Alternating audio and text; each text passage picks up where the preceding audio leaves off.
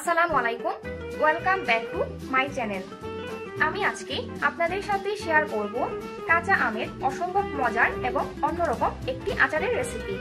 চলুন তাহলে রেসিপিটি দেখে নিই। আচার বানানোর জন্য আমি এখানে 1 কেজি কাঁচা আম নিয়েছি। এবার আমগুলোকে খোসা ছাড়িয়ে নেব।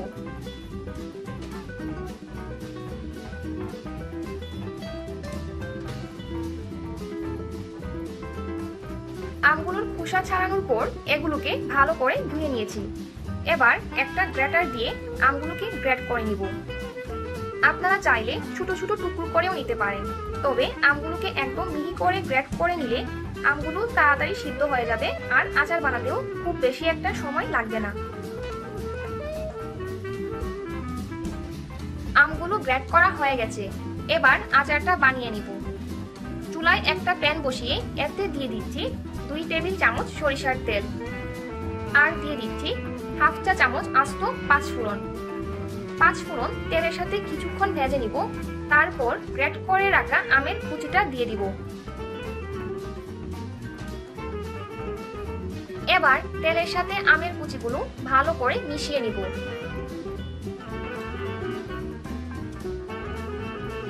মিশিয়ে নেওয়া হয়ে গেলে এতে দিয়ে দিব 1 চা চামচ বিট লবণ।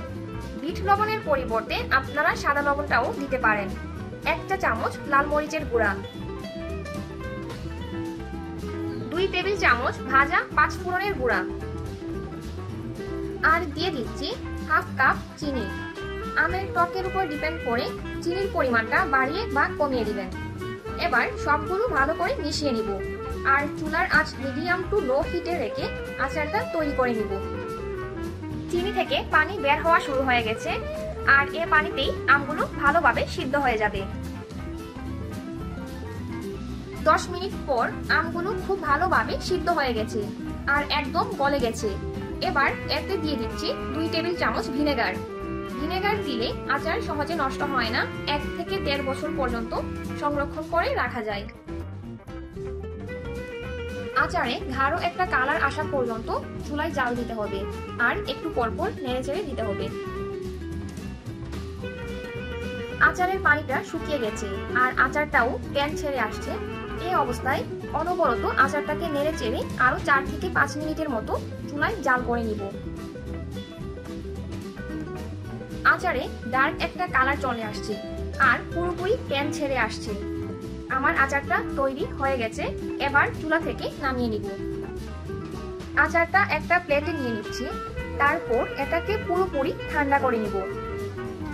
ঠান্ডা হয়ে যাওয়ার পর অল্প অল্প করে আচার হাতে নিব। তারপর কালো জাম মিষ্টির মতো শেপ দিয়ে নিব। আপনারা চাইলে গুল করেও আচারটা বানাতে পারেন, আবার চাটনির মতো করেও আচারটা খেতে পারেন। এভাবে আমি সবগুলো আচার বানিয়ে নিয়েছি। এবার 2 থেকে 3 দিনের জন্য আচারগুলোকে রোদে শুকিয়ে নিব। রোদে শুকিয়ে নিলে ফ্রিজে না রেখেই পুরো বছর জুড়ে আচারটাকে সংরক্ষণ করে রাখা যাবে।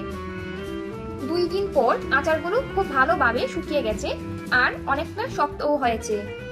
আচারটাকে এবার একটা কাচের বয়ামে ঢুকিয়ে রেখে দিতে পারেন।